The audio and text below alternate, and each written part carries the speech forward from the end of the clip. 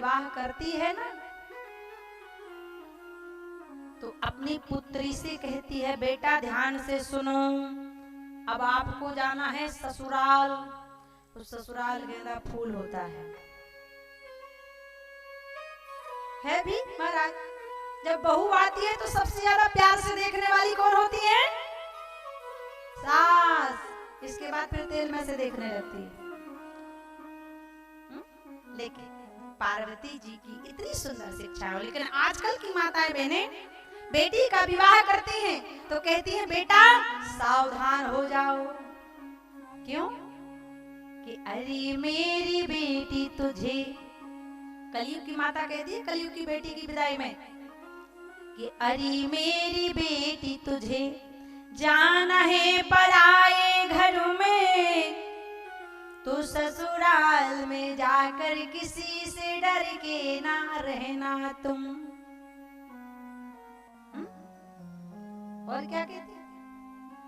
बोले एक बात तुझे अगर कहता है मेरी बेटी, तो चार बात उल्टा तुम उसको सुनाना। सास या ननद एक बात कहे तो तुम चार चार सुना देना, अपने आप उसकी बैटरी स्विच ऑफ हो जाएगी।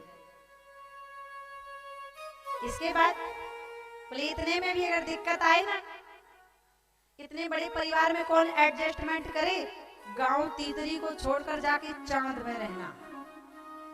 क्या कहती कलयुग की मां अपनी बेटी की विदाई में कहती, बोले एक बार दो बार जाकर तो देखिया, तीजे बार न्यारा का चूल्हो रखवाना तुम। अलग हो जाना सास ससुर से। और इतने में भी अगर तुझे कोई दिक्कत समझ में आए बेटा ससुराल में, तो क्या करना? बोले इतने में भी कोई तुझे सास या ससुर या देवर ननद जेठानी परेशान करे तब क्या करना? बोले इतने में भी कोई तुझे करता है परेशान, तो पूरा जेवर पहन कर तुम घर को आ जाना।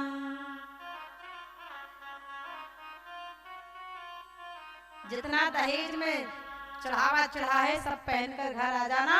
विधायक जी से हमारी बहुत अच्छी मित्रता है, कोर्ट कचहरी का मामला हम सुलझ लेंगे।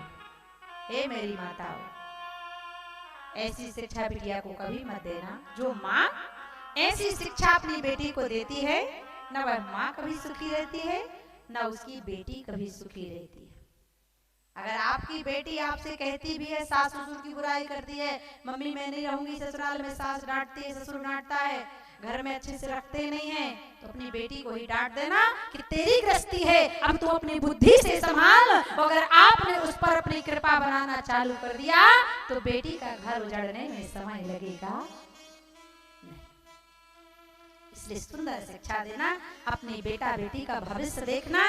क्योंकि माताओं बहनों मेरी प्यारी बेटियों, क्यों?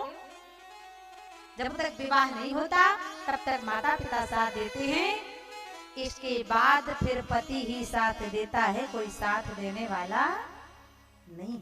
इसलिए प्रेम से मिलकर ससुराल में रहें। भगवान शंकर पार्वती माता को लेकर ससुराल जाते हैं।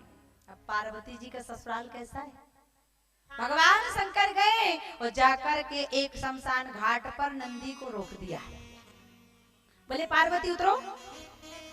अब पार्वती जी घबराई, कांपने लगी, बोले बाबा कहाँ? ये तो शमशान है। चलो ना किसी गांव चलते हैं, तीतरी चलो, बड़ा अच्छा गांव है, सबके घर में रंगोली लगी रहती है, वहीं स्वागत होगा, अच्छा रहेगा।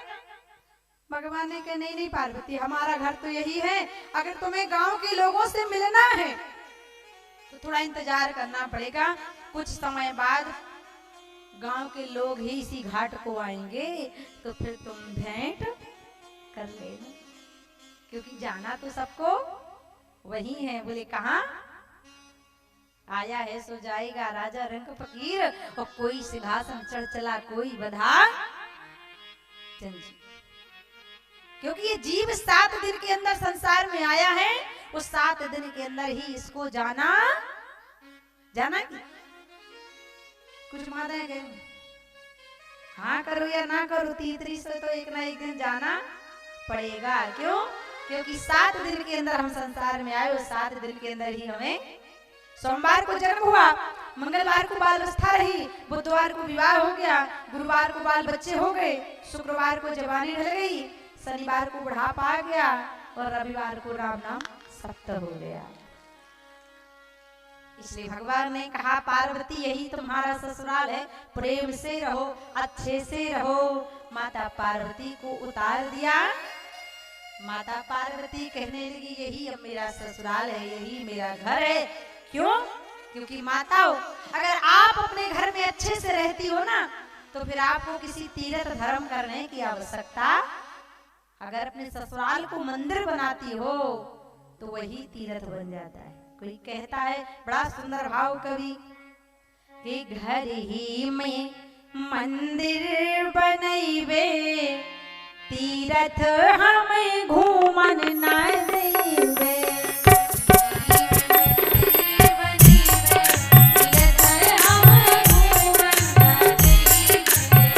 अपने अपने घर को मंदिर कैसे बनाना है, जरा ताइयों की सेवा के साथ, भाव के साथ।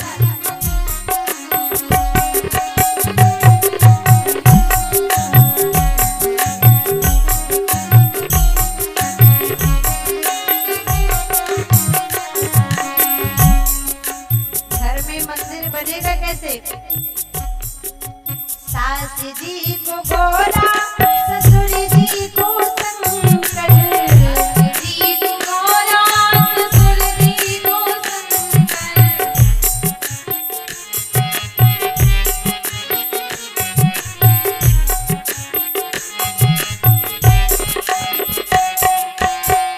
सास जी को गोरा, ससुर जी को शंकर,